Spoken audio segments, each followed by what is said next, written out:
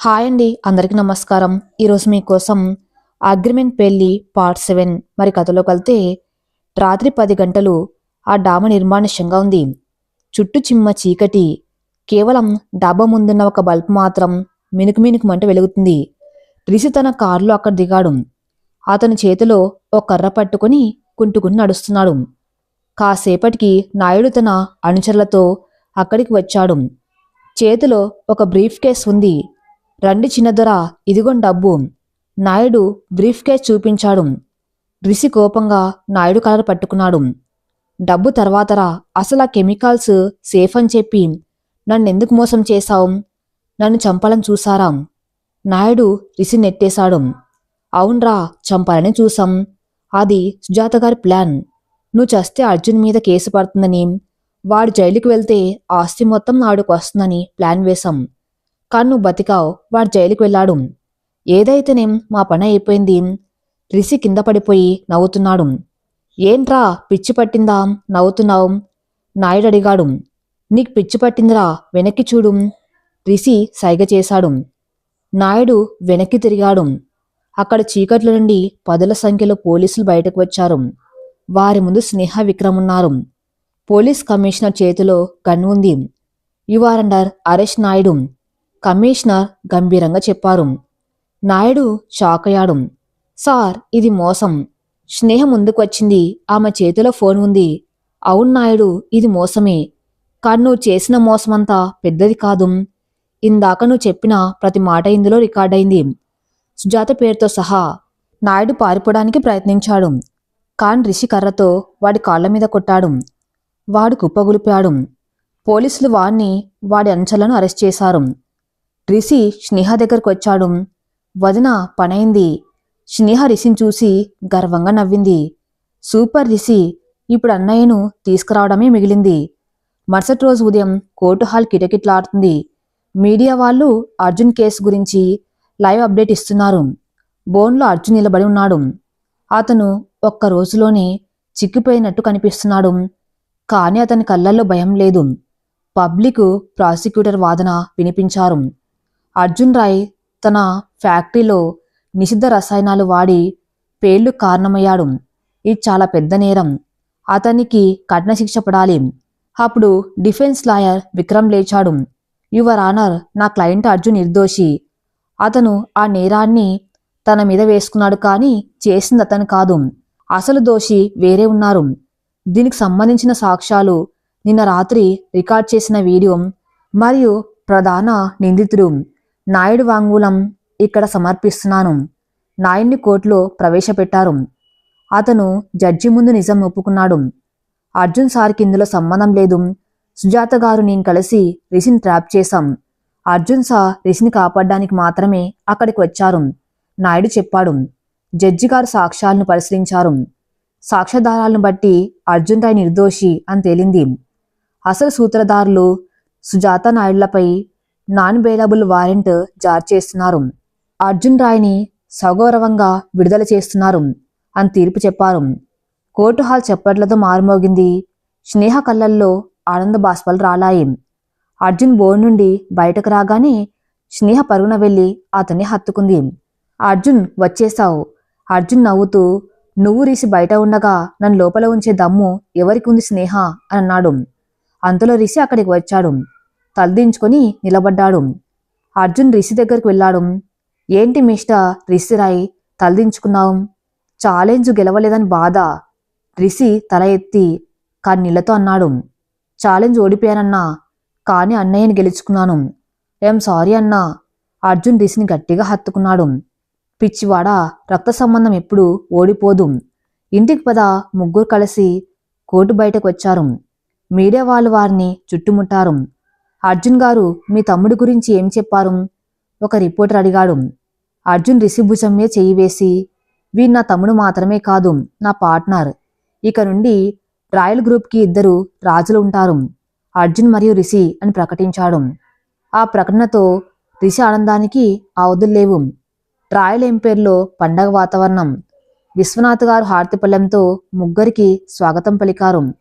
రండి, నా వంశోద్ధారకులు రండి. ఆయన మురిసిపోయారు. అర్జున్, స్నేహ, రిషి ఇంట్లోకి అడుగుపెట్టారు. ఆ రోజు రాత్రి అందరూ డైనింగ్ టేబుల్ దగ్గర కూర్చున్నారు. ఈసారి రిషి తన స్టైల్లో కాళ్ళు పైకి పెట్టి కూర్చోలేదు. చాలా పద్ధతిగా కూర్చున్నాడు. వదిన ప్లీజ్ వడ్డించవా? రిషి అడిగాడు. స్నేహ నవ్వుతూ వడ్డించింది. అన్నట్టు వదిన, నా ఛాలెంజ్ ఫెయిల్ అయింది కదా, మరి నా వాటా సంగతి ఏంటి? రిషి సరదాగా అడిగాడు. అర్జున్ నవ్వాడు. నీ వాటా నీకుంటుంది రిషి, కానీ ఒక కండిషన్. ఏంటన్నా? నువ్వు రేపటి నుండి స్నేహ దగ్గర అసిస్టెంట్గా పనిచేయాలి. బిజినెస్లో ఏబీసీలు నేర్చుకోవాలి. ఒక ఏడాది తర్వాత నువ్వు అర్హుడివి అని స్నేహ సర్టిఫికేట్ ఇస్తే అప్పుడు నీకు ఎండీ పోస్ట్ ఇస్తాను. అర్జున్ కండిషన్ పెట్టాడు. వదిన దగ్గర అసిస్టెంటా? అంటే రోజు హోంవర్క్ చేయాలా? రిషి ముఖం చిన్నబోయింది. అందరు గట్టిగా నవ్వారు. ఆ నవ్వుతో ఆ ఇల్లు కలకల్లాడింది.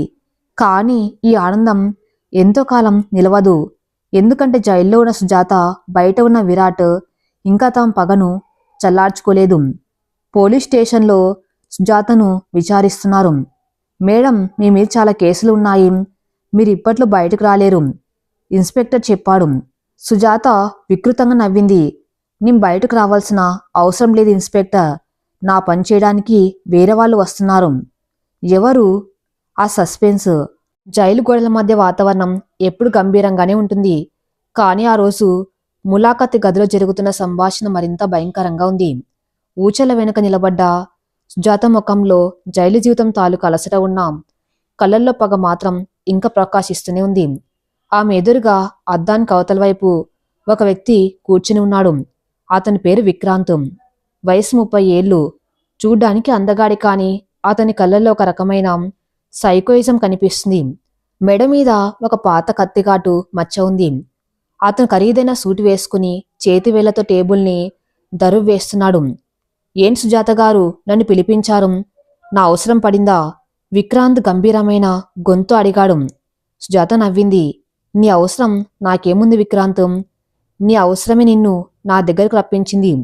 స్నేహ ఇప్పుడు ఎక్కడుందో, ఏం చేస్తుందో తెలుసా? స్నేహ పేరు వినగానే విక్రాంత్ కనుబొమ్మలు ముడిపడ్డాయి. అతని చేతివేళ్లు ఆగిపోయాయి. తెలుసు, ట్రయల్ గ్రూప్ ఎండీ అయింది. ఆ అర్జున్ గారిని పెళ్లి చేసుకుని మహారాణిలా బతుకుతుంది. అవును, నువ్వు ప్రేమించిన అమ్మాయి, నిన్ను జైలుకి పంపించిన అమ్మాయి ఇప్పుడు వేరే వారితో సంతోషంగా ఉంది. చూస్తూ ఊరుకుంటావా? సుజాత రెచ్చగొట్టింది.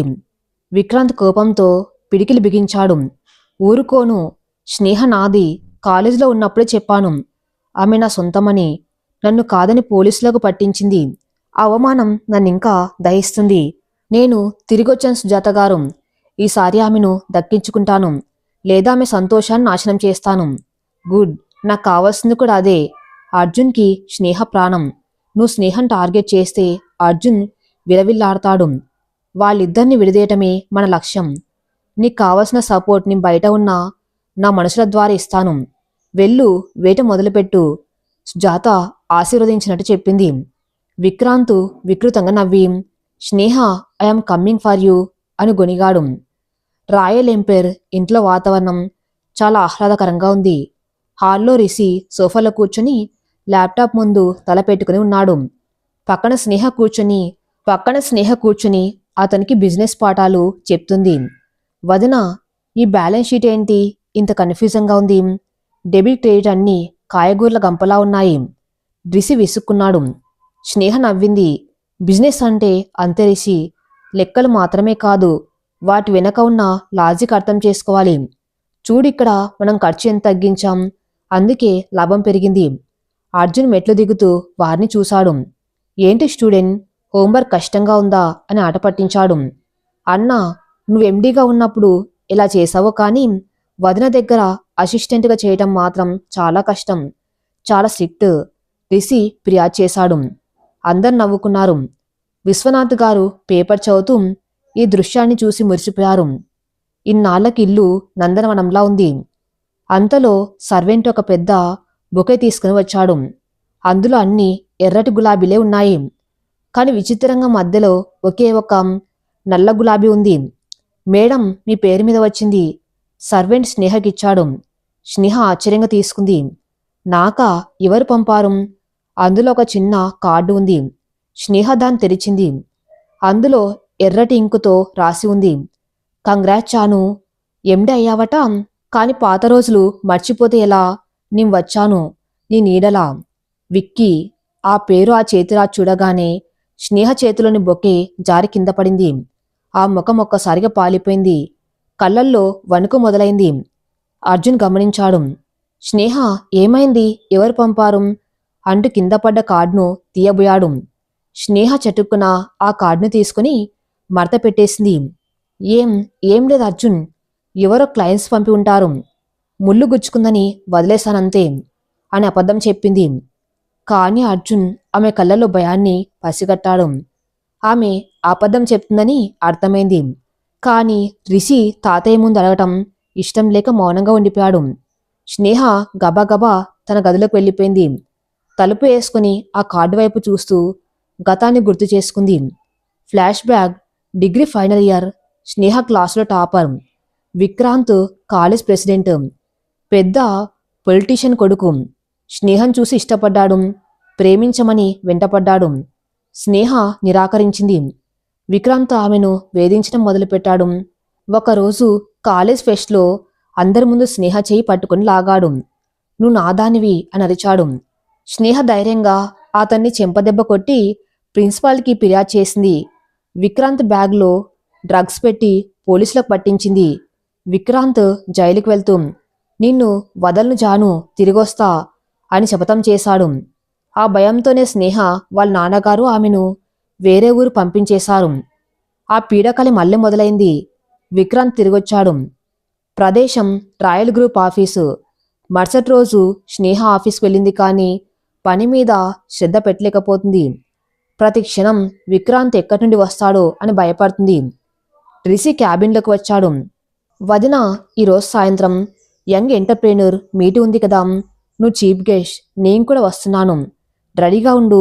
స్నేహకు వెళ్ళాలని లేదు, కానీ జాయింట్ ఎండిగా వెళ్ళక తప్పదు. సాయంత్రం 7 గంటలు. హైటెక్ సిటీలోని ఒక 5 స్టార్ హోటల్ బ్యాంకెట్ హాల్. యువ వ్యాపారవేత్తలతో హాల్ నిండిపోయింది. అర్జున్, స్నేహ, రిషి అక్కడికి చేరుకున్నారు. అర్జున్ స్నేహ చేతిని గట్టిగా పట్టుకుని ఉన్నాడు. ఆమె చేతులు చల్లగా ఉండటం గమనించాడు. స్నేహ, నిన్నటి నుండి డల్గా ఉన్నావు. ఆ బొకే పంపింది ఎవరు? నిజం చెప్పు అర్జున్ అడిగాడు. నిజంగా ఎవరు కాదు అర్జున్, జస్ట్ వర్క్ టెన్షన్. స్నేహ కవర్ చేసింది. కార్యక్రమం మొదలైంది. యాంకర్ అనౌన్స్ చేసింది. ఇప్పుడు మన ఈవెంట్కి ప్రధాన స్పాన్సర్ వియా కన్స్ట్రక్షన్ అధినేత మిస్టర్ విక్రాంత్ వర్మ గారిని వేదిక మీదకు ఆహ్వానిస్తున్నాం. ఆ పేరు వినగానే స్నేహ గుండె ఆగిపోయినంత పనైంది. ఆమె స్టేజ్ వైపు చూసింది. స్టైలిష్ సూట్లో ముఖం మీద చిరునవ్వుతో విక్రాంత్ స్టేజ్ మీదకు వచ్చాడు. అతను మైక్ తీసుకొని అందరికీ అభివాదం చేశాడు. అతని చూపు మాత్రం నేరుగా మొదటి వరుసలో కూర్చున్న స్నేహ మీదే ఉంది. Thank you friends. బిజినెస్ అంటే కాంపిటీషన్ కాదు, ఫ్యాషన్. ముఖ్యంగా మనలో స్ఫూర్తిని నింపే వ్యక్తులు ఉన్నప్పుడు ఆ ఫ్యాషన్ ఇంకా పెరుగుతుంది అంటూ స్నేహ వైపు చూసి కన్ను కొట్టాడు. స్నేహకు చెమటలు పట్టాయి. అర్జున్ విక్రాంత్ చూపును గమనించాడు. ఆ చూపులో ఏదో తేడా ఉంది. అది కేవలం అభిమానం కాదు, అంతకుమించి ఏదో ఉంది. విక్రాంత్ స్టేజ్ దిగి నేరుగా అర్జున్ స్నేహ దగ్గరకు వచ్చాడు.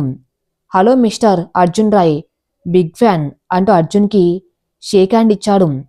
Nice to meet you mister Vikrant, Arjun బదులిచ్చాడు. విక్రాంత్ స్నేహ వైపు తిరిగాడు.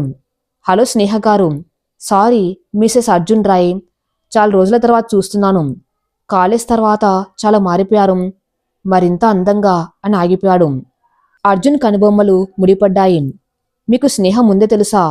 విక్రాంత్ నవ్వాడు. ఓ, తెలియదా? మేం క్లాస్మేట్స్. కాదు కాదు, సోల్మేట్స్ అనుకునేవాళ్ళం అప్పట్లో అని బాంబు పేల్చాడు. స్నేహ వెంటనే లేచింది. అర్జున్, నాకు తలనొప్పిగా ఉంది, ఇంటికి వెళ్దాం పదా అని అర్జున్ చేయి పట్టుకుని లాగింది. విక్రాంత్ అడ్డొచ్చాడు.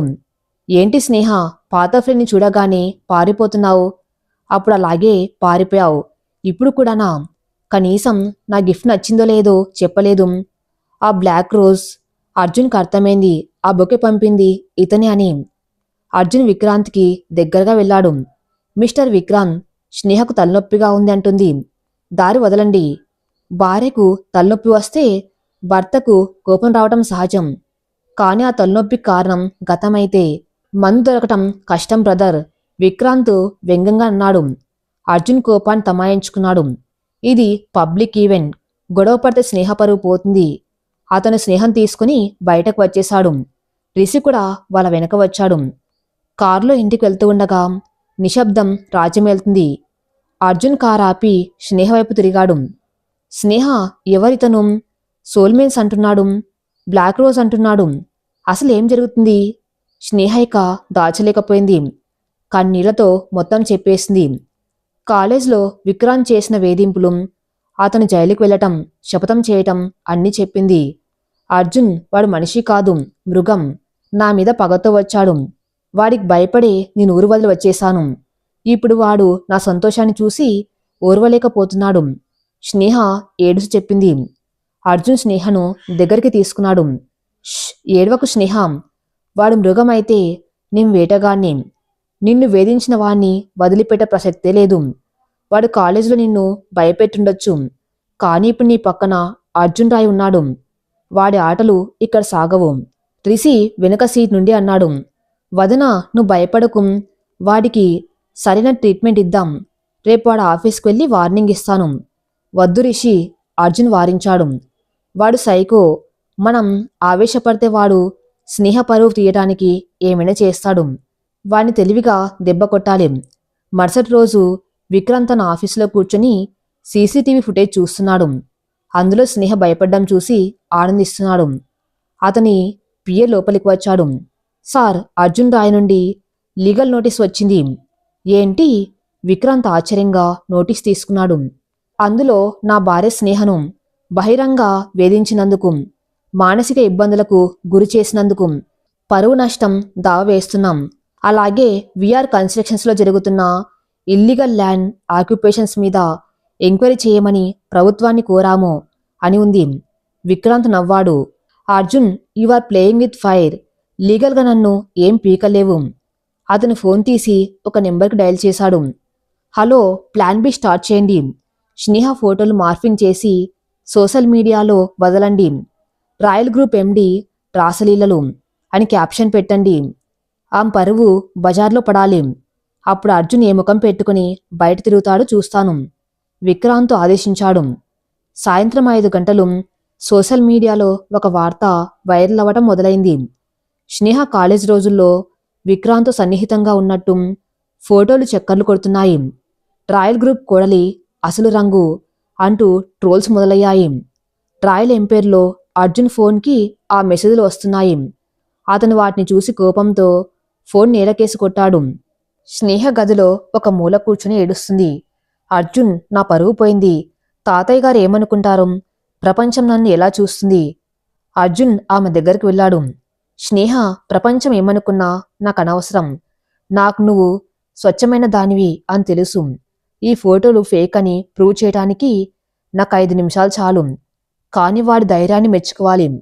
నా భార్య జోలికి వచ్చాడు, వాడికి చావంచులు చూపించాలి. రిషి లోపలికి వచ్చాడు. అన్నా, సైబర్ క్రైమ్ వాళ్ళతో మాట్లాడాను. ఆ పోస్టులు డిలీట్ చేయిస్తున్నాను. ఆ ఐపీ అడ్రస్ విక్రాంత్ ఆఫీస్దే అని ట్రేస్ అయింది. అర్జున్ లేచి నిలబడ్డాడు. రిషి, మనం కోర్టులు పోలీసులను వెళ్తే లేట్ అవుతుంది. వాడికి వాడి భాషలోనే సమాధానం చెప్పాలి. విక్రమ్కి ఫోన్ చేయి. ఈ రాత్రికి విక్రాంత్ ఆఫీస్ ఖాళీ అవ్వాలి. ఆ రాత్రి విక్రాంత్ తన ఆఫీస్లో పార్టీ చేసుకుంటూ ఉన్నాడు. రేపటికి స్నేహమొహం చూపించుకోలేదు. అర్జున్ డిప్రెషన్లోకి వెళ్తాడు అని సంబరపడుతున్నాడు. సడన్గా పవర్ పోయింది. చిమ్మ చీకటి. ఎవరక్కడ? జనరేటర్ ఆన్ చేయండి. విక్రాంత్ అరిచాడు. చీకట్లో అడుగుల శబ్దం వినిపించింది. ఎవరు? నీ పతనం. అర్జున్ గొంతు వినిపించింది. లైట్లు వచ్చాయి. విక్రాంత్ ఎదురుగా అర్జున్, రిషి నిలబడి ఉన్నారు. రిషి చేతిలో బేస్బాల్ బ్యాట్ ఉంది. అర్జున్ ప్రశాంతంగా ఉన్నాడు.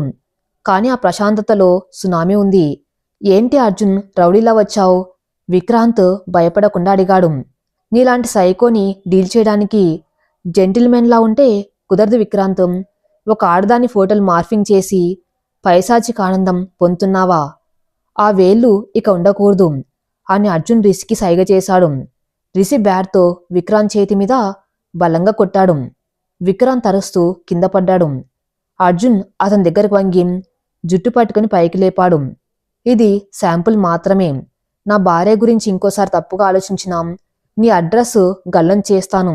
ఈ రాత్రే నీ అక్రమ ఆస్తుల చిట్టి మొత్తం ఈడికి వెళ్తుంది. రేపు ఉదయానికి నువ్వు రోడ్డు మీద ఉంటావు. విక్రాంత్ కిందపడి మూలుగుతూ ఉండగా అర్జున్ రిషి అక్కడి నుండి వెళ్ళిపోయారు. మరుసటి రోజు వార్తల్లో బ్రేకింగ్ న్యూస్. ప్రముఖ బిజినెస్ మ్యాన్ విక్రాంత్ వర్మ ఇల్లు, ఆఫీసులపై ఈడీ దాడులు. కోట్ల విలువైన అక్రమ ఆస్తులు సీజు. సైబర్ క్రైమ్ కేసులో అరెస్టు. విక్రాంత్ అరెస్ట్ అయ్యాడు. కాని వెళ్తూ వెళ్తూ అతను ఒక మాట అన్నాడు. అర్జున్, నేను జైలుకు వెళ్తున్నాను, కానీ బయట నా నీడ ఉంది. అది మీ కుటుంబాన్ని వదలదు. విక్రాంత్ అరెస్ట్ తర్వాత రాయలింపర్ భవంతిలో మళ్ళీ ప్రశాంతత నెలకొందని అందరూ భావించారు. ఆ రోజు ఉదయం వాతావరణం చాలా ఆహ్లాదకరంగా ఉంది. గార్డెన్లో అర్జున్ రిషి జాగింగ్ చేస్తున్నారు. స్నేహ వారి కోసం హెల్తీ జ్యూస్ తయారు చేస్తుంది. అన్నయ్య, ఈరోజు నాకు కొంచెం ఎర్లీగా పర్మిషన్ కావాలి. ఆఫీస్ నుండి త్వరగా వస్తాను. రిషి ఆయాసపడుతూ అడిగాడు. ఎందుకు రిషి, మళ్ళీ ఏదైనా పార్టీనా? అర్జున్ నవ్వుతూ అడిగాడు. పార్టీ కాదన్నా, ఈరోజు తాతయ్య గారి పుట్టినరోజు. ఆయన గుడికి వెళ్ళాలని ఉందట. నేను దగ్గరుండి తీసుకెళ్దామని అనుకుంటున్నాను. పాపం, ఈ మధ్య ఆయన ఆరోగ్యం అంత బాగోలేదు. కనీసం ఇలాగైనా సంతోషపడతారు కదా. రిషి తన బాధను గుర్తు చేశాడు. అర్జున్ ఆగిపోయి రిషి వైపు చూశాడు. ఒకప్పుడు తాతయ్యని ద్వేషించిన రిషి ఇప్పుడు ఆయన సంతోషం గురించి ఆలోచిస్తున్నాడు. రక్త సంబంధం ఎంత గొప్పదో అర్జున్కి అర్థమైంది. గుడ్ రిషి, నువ్వు వెళ్ళు. నేను స్నేహ సాయంత్రం డిన్నర్కి ఇంటికి వచ్చేస్తాం. మనం ఇంట్లోనే చిన్న సెలబ్రేషన్ చేద్దాం. అర్జున్ రిషి భుజం తట్టాడు. లోపల స్నేహ జ్యూసు గ్లాసులు ట్రేలో పెట్టుకుని వస్తూ ఉంటే పని మనిషి లక్ష్మి కంగారుగా ఆమెను ఢీకొట్టింది. జ్యూసు గ్లాసులు కింద పడి పగిలిపోయాయి. అయ్యో సారీ అమ్మగారు, చూసుకోలేదు. లక్ష్మి వణికిపోతూ చెప్పింది. పర్లేదు లక్ష్మి, నువ్వు కంగారు పడకు. ఆ గాజు ముక్కలు జాగ్రత్తగా తీసేయి, స్నేహ సౌమ్యంగా చెప్పింది. కాని లక్ష్మి కళ్ళల్లో భయం మామూలుగా లేదు. ఆమె చేతులు వణుకుతున్నాయి. స్నేహకెందుకో సందేహం వచ్చింది. ఈ లక్ష్మి చేరి వారం రోజులే అవుతుంది. చాలా నమ్మకంగా ఉంటుంది. కానీ అప్పుడప్పుడు ఆమె ప్రవర్తన వింతగా ఉంటుంది. లక్ష్మి, నీకేమైనా సమస్య? ఎందుకంత భయపడుతున్నావు? స్నేహ అడిగింది. ఏం లేదమ్మగారు, మా ఇంట్లో కొంచెం గొడవలు అంతే అని చెప్పి లక్ష్మి అక్కడి నుండి తప్పించుకుంది. స్నేహక సమాధానం తృప్తినివ్వలేదు. ఈమెదో దాస్తుంది అని అనుకుంది. కానీ ఆఫీస్ హడావిల్లో ఆ విషయాన్ని పెద్దగా పట్టించుకోలేదు. మధ్యాహ్నం 12 గంటలు. రిషి ఆఫీస్ నుండి త్వరగా వచ్చి విశ్వనాథ్ గారిని సిటీ శివర్లలో ఉన్న వారి కులదైవం గుడికి తీసుకెళ్లాడు. పూజ చాలా బాగా జరిగింది. విశ్వనాథ్ గారు చాలా సంతోషంగా ఉన్నారు. రిషి, నాకు కోరిక ఉందిరా. విశ్వనాథ్ గారు కారులో ఇంటికి వస్తూ అన్నారు. చెప్పండి తాతయ్య. నా ఆఖరి రోజులు దగ్గర పడుతున్నాయనిపిస్తుంది. నేను పోయేలోపు అర్జున్కి స్నేహకు పిల్లలు పుడితే చూడాలని ఉంది. అలాగే నీకు కూడా ఒక మంచి అమ్మాయిని చూసి పెళ్లి చేయాలని ఉంది. అప్పుడు కన్న ఆత్మకు శాంతి కలగదు. ఆయన మనసులో మాట బయట పెట్టాడు. రిషి నవ్వాడు. తాతయ్య, మీకిప్పుడేం కాదు. మీరింకా 100 ఏళ్ళు బతుకుతారు. అయినా అర్జున్ అన్నకు పిల్లలు పుట్టాక వాళ్ళని ఆడించే బాధ్యత నాదే. నా పెళ్లి ఇప్పుడప్పుడే వద్దు. ఇంటికి వచ్చాక విశ్వనాథ్ గారు అలసిపోయారని తన గదిలోకి వెళ్లారు. లక్ష్మి, తాతయ్య గారికి వేడిపాలు తీసుకురాం. అందులో కుంకుమ పువ్వు వేయమని చెప్పు. రిషి ఆర్డర్ వేసి తన గదికి వెళ్ళాడు ఫ్రెష్ అవ్వడానికి. లక్ష్మి కిచెన్లో పాలు కాచింది. ఆమె చుట్టూ చూసింది. ఎవ్వర్లేరు. ఆమె తన చీర కొంగులు దాచిన ఒక చిన్న పొన్ని తీసి పాల గ్లాసులో కలిపింది.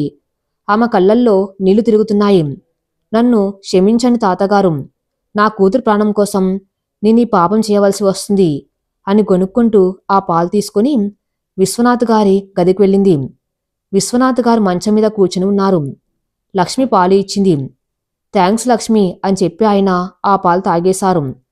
10 నిమిషాల తర్వాత రిషి కిందికి వచ్చాడు.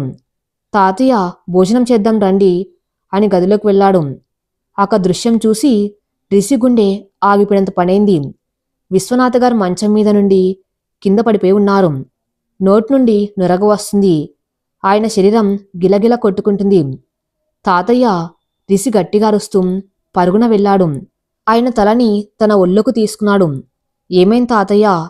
కళ్ళు తెరవండి. విశ్వనాథ్ గారు మాట్లాడలేకపోతున్నారు. ఆయన చెయ్యి వణుకుతూ రిషి చేతిని గట్టిగా పట్టుకుంది. కళ్ళు తేలేస్తున్నారు.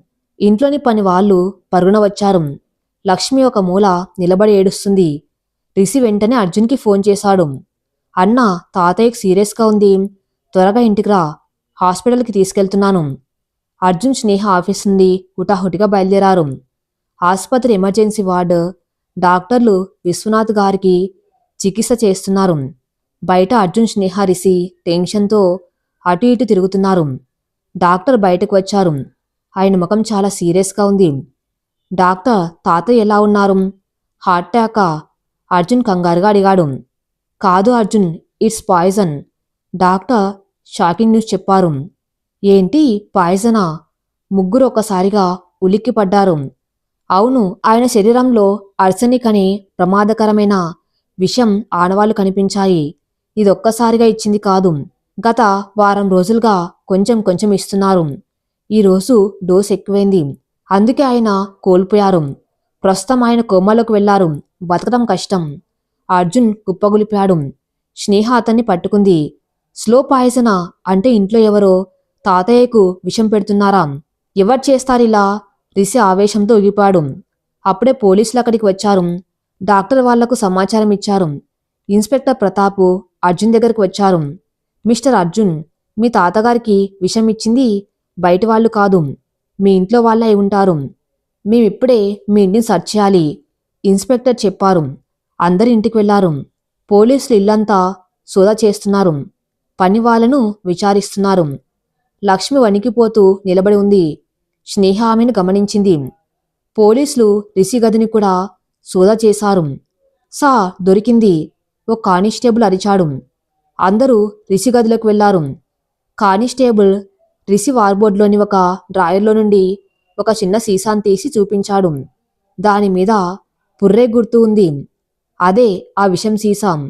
ఇన్స్పెక్టర్ వాసన చూసి చెప్పారు. రిషి షాక్ అయ్యాడు. అది నా గదిలో ఎలా ఉంది? నాకేం తెలియదు అని అరిచాడు.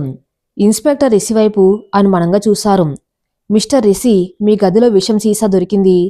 ఈరోజు మధ్యాహ్నం తాతగారికి పాలు ఇచ్చింది మీరే అని పనివాళ్ళు చెప్పారు. ఆస్తి కోసం మీరు మీ తాతగారిని చంపాలని చూశారు కదూ? ఏంటి, నేను చంపడమా?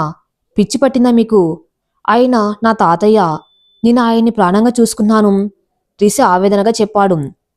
కథలు చెప్పకండి. మీకు ఆస్తి మీద కోపం ఉందని, గతంలో కూడా కంపెనీని నాశనం చేయడానికి ప్రయత్నించారని రికార్డ్స్ ఉన్నాయి. మీరు అక్రమ సంతానమని, మీకు ఆస్తి దక్కదని భయపడి ఆయన్ని చంపేస్తే వీలునామా లేకపోతే ఆస్తుల సమాన వాట వస్తుందని ప్లాన్ వేశారు. ఇన్స్పెక్టర్ తన థియరీ చెప్పారు. అర్జున్ ముందుకు వచ్చాడు. ఆపండి ఇన్స్పెక్టర్. ఇన్స్పెక్టర్ అర్జున్ వైపు తిరిగాడు. ఏంటి మిస్టర్ అర్జున్, సాక్ష్యాలు సుష్టంగా ఉన్నాయి. మీ తమ్ముడే దోషి. అర్జున్ రిషి దగ్గరికి వెళ్ళాడు. రిషి కళ్ళల్లో భయం, నమ్మకం రెండూ ఉన్నాయి. అన్నా, నేను చెయ్యలేదు, నన్ను నమ్ము అని రిషి కన్నీళ్లతో అన్నాడు. గతంలో స్నేహ విషయంలో అర్జున్ తప్పు చేశాడు. సాక్ష్యాలు నమ్మి మనిషిని అనుమానించాడు. కానీ ఈసారి అర్జున్ మారాడు. అతను రిషి భుజం మీద చెయ్యి వేశాడు. నా తమ్ముడు చేయలేదు, అర్జున్ గట్టిగా చెప్పాడు. కానీ ఆ సాక్ష్యం ఎవరో ప్లాన్ వేశారు. గతంలో నా భార్య విషయంలో కూడా ఇలాగే జరిగింది. నా తమ్ముడు ఒకప్పుడు ఆస్తి కోసం గొడవపడ్డాడు నిజమే, కాని వాడు మనిషిని చంపేంత క్రూరుడు కాదు. ముఖ్యంగా తాతయ్యను. వాడు తాతయ్యని ఎంత ప్రేమిస్తున్నాడో ఈరోజు ఉదయం గుడికి తీసుకెళ్లేటప్పుడే చూశాను. ఎవరో కావాలని వాడిని ఇరికిస్తున్నారు, అర్జున్ వాదించాడు. స్నేహ కూడా సపోర్ట్ చేసింది. అవును ఇన్స్పెక్టర్, ఎవరో ఇంట్లో ఉండి ఈ నాటకం ఆడుతున్నారు. లక్ష్మి, నువ్వు చెప్పు, పాలు ఎవరు కలిపారు? లక్ష్మి గజగజ వణికిపోయింది. అమ్మగారు, రిషిబాబు గారే ఆర్డర్ వేశారు. పాలల్లో ఏం కలిపారో నాకు తెలియదు అని అబద్ధం చెప్పింది. లక్ష్మి సాక్ష్యంతో కేసు రిషి మీద బలపడింది. సారీ అర్జున్ గారు, సాక్ష్యాలు రిషికి వ్యతిరేకంగా ఉన్నాయి. మేము అతన్ని అరెస్ట్ చేయాలి. ఇన్స్పెక్టర్ రిషి చేతికి బేడీలు వేశారు. అన్నా, రిషి ఏడుస్తూ అర్జున్ చూశాడు. భయపడకు రిషి, నేనున్నాను కదా, నేను బయటకు తీసుకువస్తాను. అసలు దొంగ ఎవరో పట్టుకుంటాను. ధైర్యంగా ఉండు. అర్జున్ భరోసా ఇచ్చాడు. రిషిని పోలీసులు తీసుకెళ్లారు. ఇల్లంతా శూన్యం ఆవరించింది. విశ్వనాథ్ గారు కోమాలో, రిషి జైల్లో. స్నేహ అర్జున్ హాల్లో కూర్చున్నారు. స్నేహ, ఇది ఖచ్చితంగా సుజాత పని. ఆమె జైల్లో ఉన్న ఆమె నీడ ఇక్కడ ఉంది. ఆ లక్ష్మి, ఆమె ప్రవర్తన నాకు అనుమానంగా ఉంది. అర్జున్ అన్నాడు.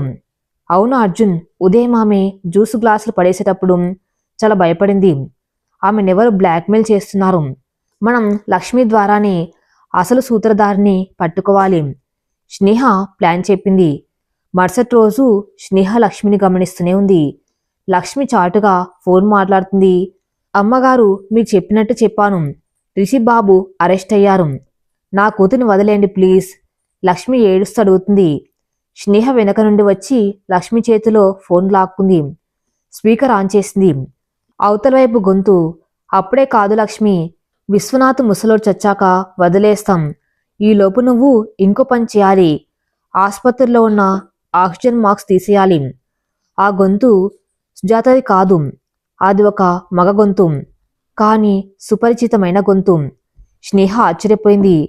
ఎవరి వ్యక్తి? సుజాత జైల్లో ఉంది కదా. లక్ష్మి స్నేహ కాళ్ళ మీద పడింది. నన్ను క్షమించండి అమ్మగారు. వాళ్ళు నా 10 ఏళ్ల పాపను కిడ్నాప్ చేశారు. వాళ్ళు చెప్పినట్టు చేయకపోతే నా పాపను చంపేస్తామన్నారు. అందుకే తాతగారికి విషం ఇచ్చాను. ఆ సీసా రిషిబాబు గదిలో పెట్టాను. ఎవరు వాళ్ళు? స్నేహ గట్టిగా అడిగింది. నాకు తెలియదమ్మగారు. ఎప్పుడు ఫోన్లోనే మాట్లాడతారు. కానీ ఒకసారి వీడియో కాల్ చేసినప్పుడు ఆయన చేతి మీద ఒక టాటూ చూశాను. నాగపడగ టాటూ ఉంది. లక్ష్మి చెప్పింది. అర్జున్ అక్కడికి వచ్చాడు. నాగపడగ టాటూనా? అర్జున్కి వెంటనే స్ట్రైక్ అయింది.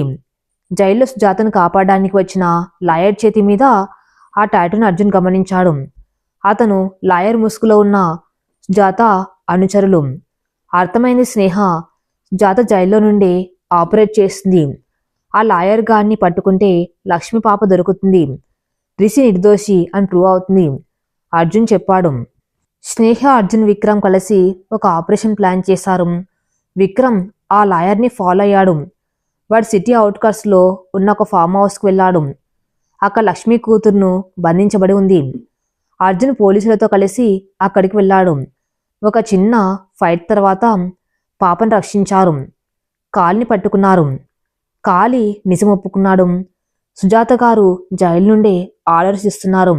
విశ్వనాథ్ గారిని చంపితే ఆ నేరం రిషి మీద వేస్తే అర్జున్కి కుటుంబం మిగలదు, ఆస్తి మిగలదు అని ప్లాన్. పోలీసులు ఈ సాక్ష్యంతో రిషిని విడుదల చేశారు. సుజాత మీద మరిన్ని సెక్షన్ల కింద కేసులు పెట్టారు. ఆమెనిప్పుడు కట్టుదిట్టమైన భద్రత ఉన్న వేరే జైలుకి మార్చారు. ఆసుపత్రిలో విశ్వనాథ్ గారికి విరుగుడు మందులు ఇవ్వడంతో ఆయన కోమా నుండి బయటకు వచ్చారు. రిషి, అర్జున్, స్నేహ ఆయన చుట్టూ ఉన్నారు. తాతయ్య, నన్ను క్షమించండి. నా గదిలో విషం దొరికిందని పోలీసులు నన్ను అనుమానించారు. రిషి బాధపడ్డాడు. విశ్వనాథ్ గారు రిషి చెయ్యి పట్టుకుని, నాకు తెలుసురా, నా రక్తం ఎప్పుడు నా ప్రాణం తీయదు. నాకు విషం ఇచ్చింది బయటి వాళ్ళు, కానీ నాకు ప్రాణం పోస్తుంది మీ ప్రేమ అని గద్గద స్వరంతో అన్నాడు. లక్ష్మిని పోలీసులు అరెస్ట్ చేశారు. కానీ ఆమె పరిస్థితిని అర్థం చేసుకున్న స్నేహం కేసును కాస్త సులభాంతరం చేయమని కోరింది. లక్ష్మి పాప చదువు బాధ్యతను స్నేహ తీసుకుంది. ఆ రోజు రాత్రి అందరింటికి వచ్చారు. అర్జున్, స్నేహ, రిషి, విశ్వనాథ్ గారు హాల్లో కూర్చొని టీవీలో బ్రేకింగ్ న్యూస్ చూస్తున్నారు. బ్రేకింగ్ న్యూస్, జైలు నుండి కోర్టుకు తరలిస్తూ ఉండగా తప్పించుకున్న సుజాత. పోలీస్ వ్యాన్పై దాడి చేసి సుజాతను విడిపించకపోయినా గుర్తెలేని దుండగులు.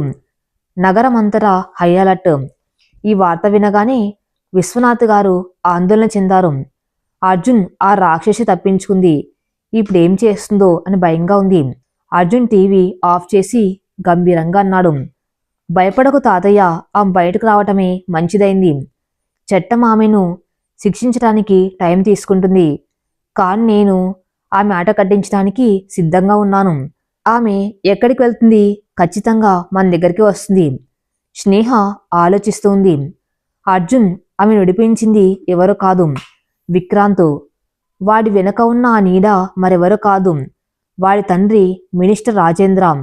అధికారం పగ కలిస్తే చాలా ప్రమాదం, మనం జాగ్రత్తగా ఉండాలి.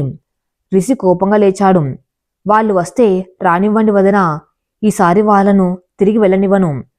అర్జున్ రిషిని వారించాడు. ఆవేశం వద్దు రిషి, వాళ్ళ టార్గెట్ నేను, స్నేహ. ముఖ్యంగా స్నేహ. ఈ రోజు నుండి స్నేహ ఒక క్షణం కూడా ఒంటరిగా ఉండకూడదు. సెక్యూరిటీని డబల్ చేయండి. కానీ విధి ఆడిన వింత నాటకం వేరుగా ఉంది. శత్రువు ముంతలుపు గుండా రాలేదు, వెనుక తలుపు గుండా నమ్మక ద్రోహం రూపంలో వచ్చాడు. మధ్యాహ్నం 12 గంటలు. స్నేహకు ఆఫీస్ నుండి అర్జెంట్ కాల్ వచ్చింది. మేడం, ఫ్యాక్టరీలో మళ్ళీ ఏదో గొడవ, మీరు అర్జెంటుగా మీడియా కాన్ఫరెన్స్కి లాగిన్ అవ్వాలి అని మేనేజర్ చెప్పాడు. స్నేహ తన గదిలోకి వెళ్ళింది. అర్జున్ కింద హాల్లో రిషితో మాట్లాడుతూ ఉన్నాడు. స్నేహ ల్యాప్టాప్ ఆన్ చేసింది. స్క్రీన్ మీద మేనేజర్ బదులు విక్రాంత్ ముఖం కనిపించింది. స్నేహ ఉలిక్కిపడి లేచింది. విక్రాంత్ నవ్వాడు. విక్రాంత్ వికృతంగా నవ్వాడు.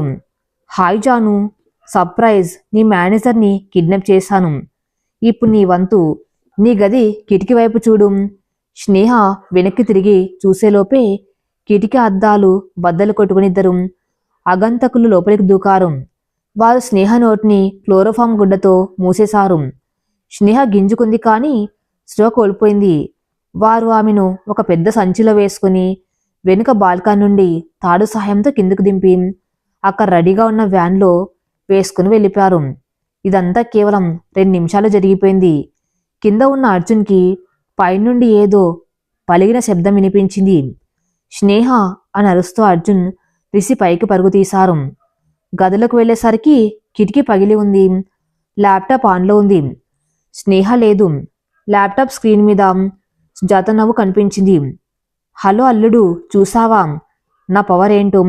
నీ భార్య ఎప్పుడు నా దగ్గర ఉంది. ఆమె ప్రాణం కావాలంటే నేను చెప్పిన చోటికి రా, ఒంటరిగా రా.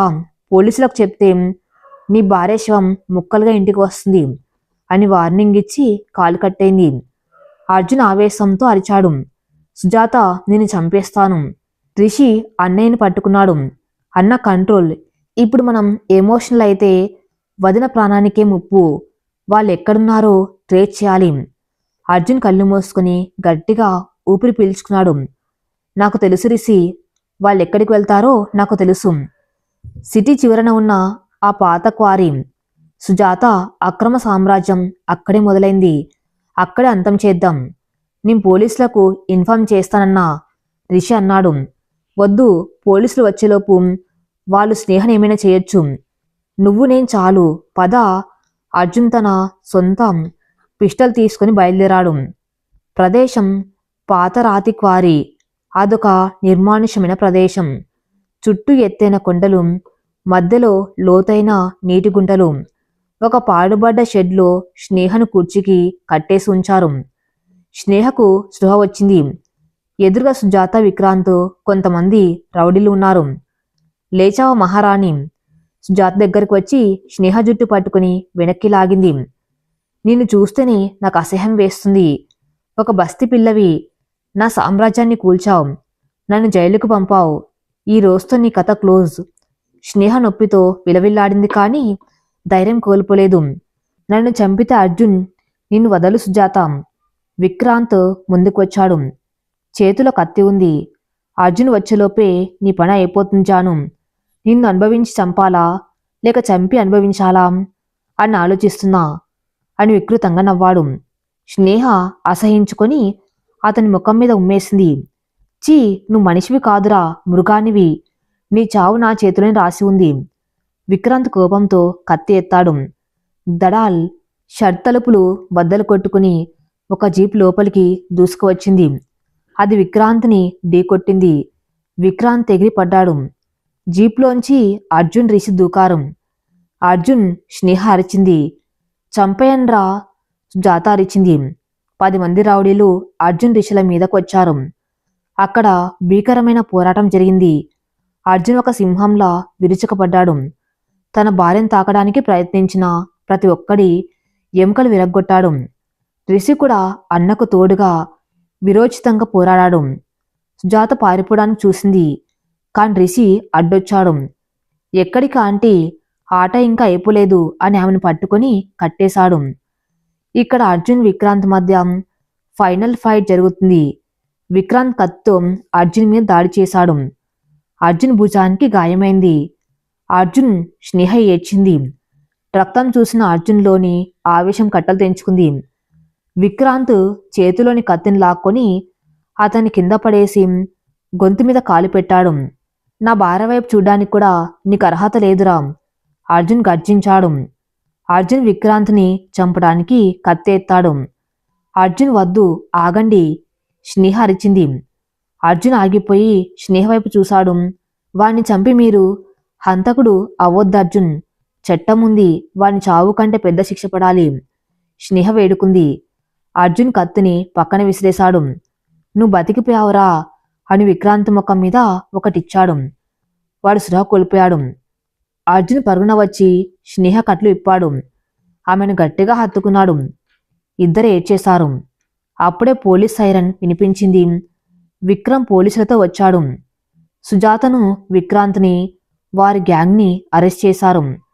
సుజాత వెళ్తూ వెళ్తూ అరిచింది, నీ మళ్ళీ వస్తాను, మిమ్మల్ని వదలను.